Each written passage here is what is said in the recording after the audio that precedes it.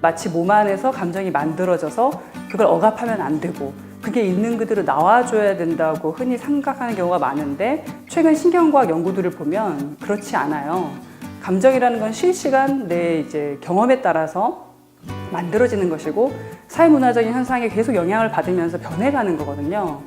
그 감정에 너무 절대적인 어떤 중요성, 절대적인 가치를 두지 않는 게 전 중요하다고 생각을 해요. 감정은 매우 상대적인 거고 굉장히 주관적이며 맥락적인 건데 마치 지금 현대사회는 감정을 굉장히 좀 신성시한다고 할까요? 굉장히 절대시하고 감정이 있으면 굉장히 그걸 어떻게 하든 해결해야 된다고 생각을 하는 것 같고 감정 자체가 마치 무슨 뭐 병이거나 혹은 어떤 극복해야 되는 그런 걸로 바라보면서 오히려 감정을 굉장히 좀 부풀리는 그런 경향이 좀 있는 것 같은데 내가 어떤 감정을 느꼈고 그 감정을 꼭 표현해야 되고 그 감정이 어떤 것이냐 그 정체를 알겠다 이런 게 중요한 게 아니라 아 내가 과거 경험이 이러하니 어떤 감정에 대해서는 특히 민감할 수가 있구나 어떤 욕구가 좌절됐을 때는 어떤 감정이 굉장히 두드러질 수가 있구나 그게 관계에 영향을 줄 수가 있구나 이런 연결고리를 전체를 다 보면서 내가 경험하는 감정이 어떤 맥락 안에서 벌어지는 건지 전체를 좀 볼 필요가 있어요. 하늘의 구름이 바람의 방향에 따라서 모양도 바뀌고 흘러가잖아요.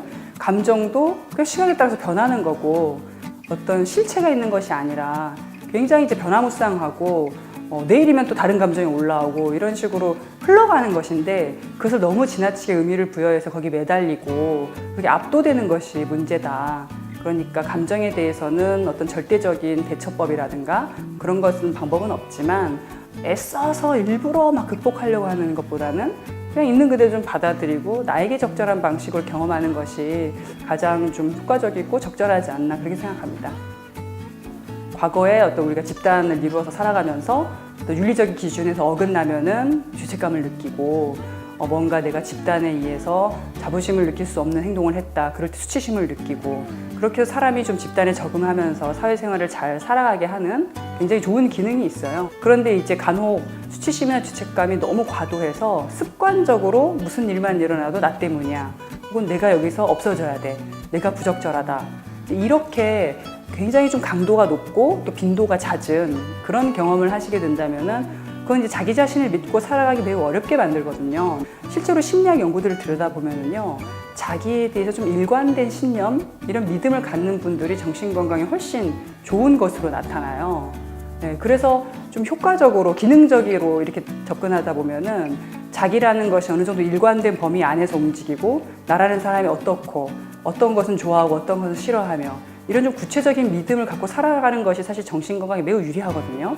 그래서 감정이라는 것은 그 맥락에서 이 사람이 어떨 때 그런 감정을 굉장히 강하게 느낀다거나 그런 것들 다 파악을 해서 전체적으로 이제 이해를 해야 할 문제이지 뭐 어떤 감정은 좋고 어떤 감정은 나쁘다 뭐 이렇게 말할 수 있는 성질일 것은 아니라고 생각합니다. 배신감이라는 감정은 믿음을 전제로 하는 감정이에요. 근데 우리 인간의 믿음이라는 것이 얼마나 공고한 것인지 한번 확인해 볼 필요가 있어요. 우리가 흔히 믿음이라고 하면 저 사람이 나한테 해를 끼치지 않을 것이다. 혹은 나한테 잘해줄 것이다. 나한테 뭔가 유리하게 해줄 것이다.